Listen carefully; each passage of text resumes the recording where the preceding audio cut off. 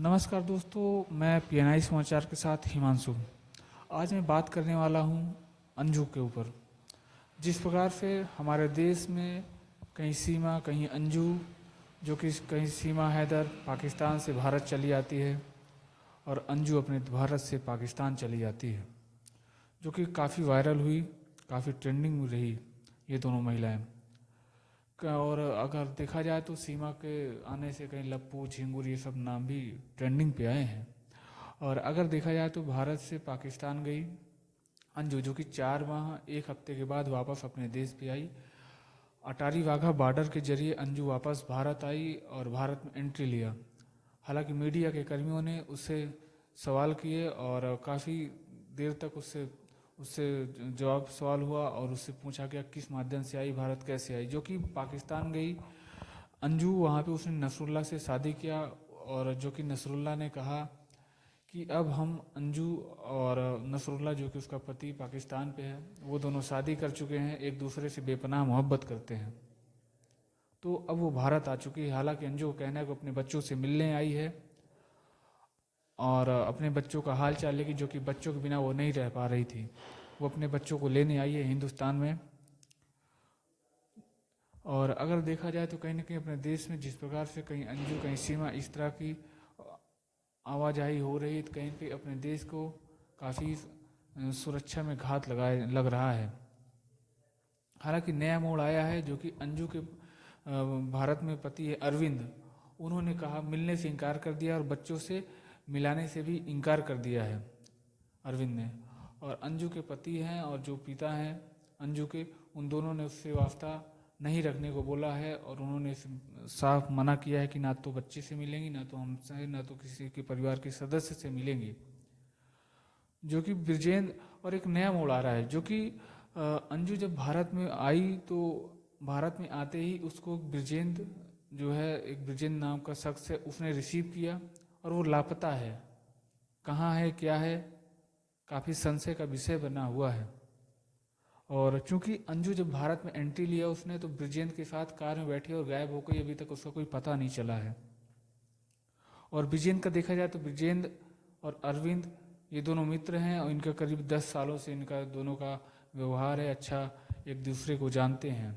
अरविंद इसको जानता है, जो कि अंजू का भारत का पति है, भारत में इसने शादी किया था। तो अंजू का पति अरविंद ब्रिजेंद्र को अच्छी तरीके से जानता है और उसने ये भी कहा कि वो ब्रिजेंद्र के साथ ही है, वो कहाँ है इसकी कोई जानकारी नहीं है।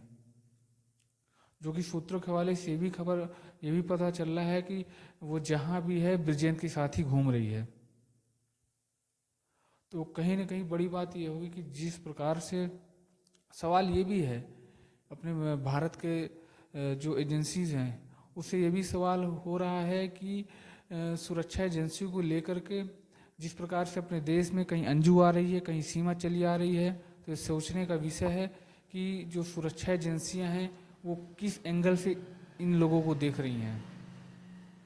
क्योंकि कहीं ना कहीं अगर आने के बाद, हिंदुस्तान आने के बाद वो गायब हो जा रही है, कहाँ है, किसके साथ है, कोई पता नहीं उसका।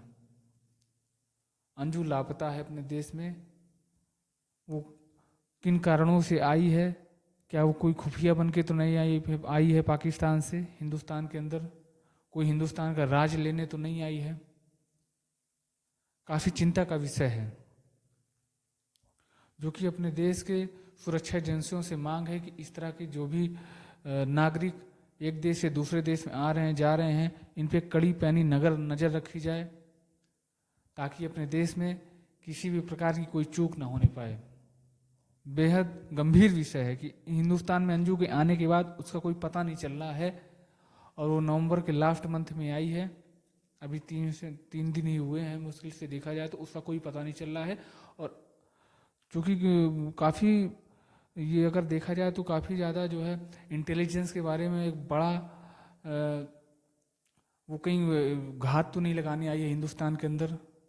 जिस प्रकार से कहीं हिंदुस्तान आ जा रही है अंजू, कहीं सीमा आ जा रही है, सुरक्षा एजेंसियों से कड़ा सवाल है, ताकि इसको जो है निगरानी मिले, संज्ञान मिले कि इस तरह के नागरिक अपने देश में आ रहे हैं तो इनसे कड़ी पूछताछ हो और इनको अंडर कस्टडी में 15 दिन तक रखा जाए।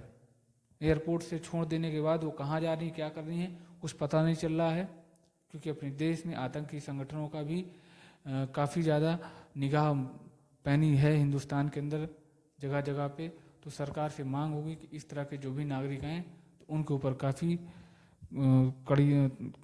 कड़ाई से उन पर नज़र रखी जाए कि वो क्या कर रहे हैं क्या नहीं कर रहे हैं। 10 से 15 दिन तक उनको अपने सेंटर में रखा जाए, उनसे पूछताछ की जाए, उसके बाद छोड़ा जाए। उनकी खुफिया एजेंसियों से पता चले कि वो क्या कर रहे हैं और किस कारणवश देश में आ रहे हैं, क्योंकि अपने देश में 26/11 जैसे आतंकी हमले को देश नहीं भूला है अभी तक।